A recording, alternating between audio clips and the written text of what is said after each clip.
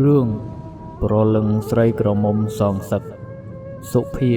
ជាស្រីក្រមុំអាយុ21ឆ្នាំនាងធ្វើការនៅហាងកែសម្ផស្សមួយកន្លែងរូបរាងរបស់នាងមិនតូចមិនធំសម្បូរស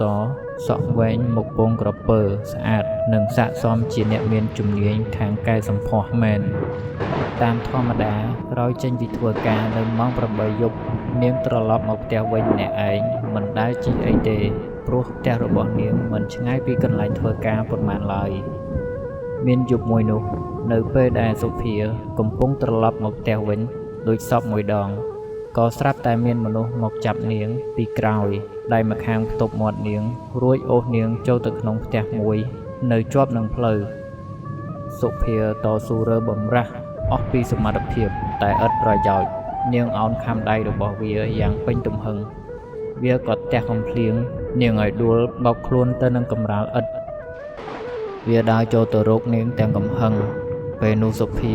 ក៏ដកកូនកំបិតពីកាបូបរួចក៏ចង្អុលគំរាមវាឲ្យវាបើកទ្វារឲ្យនាងចេញទៅវិញដំបូងវាគិតភ័យបន្តិចដែរគិតថាបំណងរបស់វា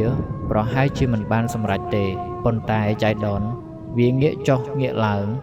ក៏ឃើញដំបងមួយក្បែរជញ្ជាំងវាក៏រត់ទៅចាប់ដំបងនោះមកដោយសេចក្តីរីករាយវាចូលទៅរកនាងម្ដងទៀតព្រមទាំងបញ្ជាឲ្យនាងទម្លាក់កំបិតចោលតែនាងមិនព្រម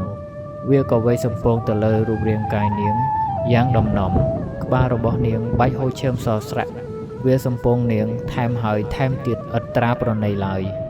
វាវេតតែសុភាអង្វរទៅថាខ្ញុំព្រមហើយឈប់វាយទៀតទៅលឺនាងអង្វរដូចនេះវាក៏បោះដំបងចោលហើយដើរចូលទៅជិតនាងសុភាដែលឈាមកំពុងហូរចូលខ្លួនវាចាប់សុភាឲ្យដេកនៅលើជណ្ដើរនិងខ្សែសម្ពត់នាងឡើងរហូតឃើញខោក្នុងពណ៌ស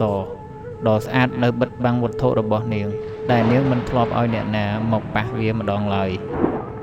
វាទាញខោក្នុងរបស់នាងឲ្យរហែករយុយអស់រហូតឃើញភាពក្រមុំយ៉ាងច្បាស់ក្រឡែកសុភាដេកដកដង្ហើមអណ្ដាតអណ្ដកឈឺចាប់ខ្លោចផ្សាទាំងរូបកាយនិងដួងចិត្តវាអោនទៅរកចំណុចសំខាន់របស់សុភានិងលិតយ៉ាងក្រហល់ក្រហាយពុកមាត់ដ៏កក្រោករបស់វាត្រដោះបរិវេណនោះឡើងក្រហមវាកើតអារម្មណ៍ពេញទំហឹងវាគាស់យករបស់វាមកញាត់បញ្ចូលឥតក្តីមេត្តាធ្វើឲ្យសុភាស្រែកទួញយំដោយក្តីឈឺចាប់វាបុកទាំងកំរោលគ្មានយល់ថានាងនៅក្រមុំឬថ្មីថ្មោងអីនោះទេសុភាពិនិត្យមុខវាយ៉ាងច្បាស់ដកជាប់ក្នុងកែវភ្នែកនាងគិតក្នុងចិត្តថានៅពេលដែលនាងបានរួចផុតពីក្រញាំដៃវានាងនឹងសងសឹកវាឲ្យទាល់តែបានប៉ុន្តែមិនបានដូចនាងគិតទុកឡើយព្រោះក្រោយពីរំលោភនាងអស់ចិត្តហើយអាចោរព្រាននោះក៏ស្របាច់ករបស់នាងឲ្យស្លាប់នៅនឹងកន្លែងលុះដល់យប់ជ្រៅវាក៏អូសសពរបស់នាងសុភាយកទៅទុកចោលលើផ្លូវមួយឆ្ងាយពីអគារមួយខ្នងនេះនាងស្លាប់ទៅទាំងប៉ូលីសមិនអាចដឹងបានឡើយថាឃាតករដៃដល់នោះជានរណាវាអាចរួចខ្លួននិងក៏មានឱកាសចាំចាប់ស្រីផ្សេងរំលោភទៀតដោយដែលវាធ្លាប់ធ្វើកន្លងមកក្រោយមកវាបានឃើញស្រីម្នាក់ទៀតកំពុងតែដើរកាត់ផ្លូវនេះភ្លាមនោះនាងក៏ត្រូវបានវាចាប់ពីក្រោយនិងផ្ទប់មាត់ជាប់នាងក្រមុំព្យាយាមតស៊ូមិនបានវាយកដំបងថ្ងៃមុននោះមកវេនាងរហូតទាល់តែសន្លប់វាញញឹមយ៉ាងពេញចិត្តរួចដើរទៅរកនាងនិងខ្សែសម្ពត់នាងឡើងរហូតឃើញខោខ្លីនាងវាក៏ចាប់ទាញខោខ្លីនោះរហូតរបូតដល់ចុងជើងរួចអោនលិតចំណុចសំខាន់របស់នាងនិងចាប់រំលោភភ្លាមខណៈពេលដែលវាកំពុងសម្រុកនោះផ្ទៃមុខរបស់នាងក្រមុំស្រាប់តែបដូរមកផ្ទៃមុខរបស់នាងសុភាទៅវិញប៉ុន្តែដោយសារវាកំពុងតែប្រញឹកសាប់មិនបានមើលមុខនាងក្រមុំទេដៃទាំងពីររបស់នាងក្រមុំក៏លូកមករកបំពង់ករបស់វាហើយស្របាច់យ៉ាងខ្លាំងពេលនោះទៅវាឃើញមុខរបស់នាងក្រមុំប្រែคล้ายទៅជានាងសុភា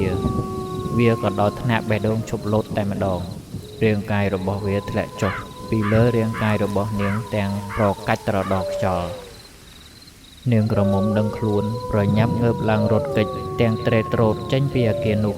ចៃដន្យក៏បានជួបប៉ូលីសកំពុងដើរត្បាតកាត់តាមផ្លូវនេះល្មមនាងក្រមុំបានប្តឹងប៉ូលីសឲ្យចូលទៅចាប់ជនអាក្រក់ម្នាក់នោះប៉ូលីសចូលទៅដល់ ក៏ឃើញវាដេកស្លាប់ត្រង់កន្លែងកើតហេតុនោះទៅហើយប៉ូលីសសន្និដ្ឋានថាជនអាក្រក់នេះនៅពេលដែលវាឃើញរបស់ល្អរបស់នាងក្រមុំវាក៏រំជួលចិត្តទាំងបេះដូងស្លាប់តែម្ដងទៅមានអ្នកណាម្នាក់ដឹងឡើយវាងាប់ព្រោះតែការសងសឹករបស់នាងសុភាសោះ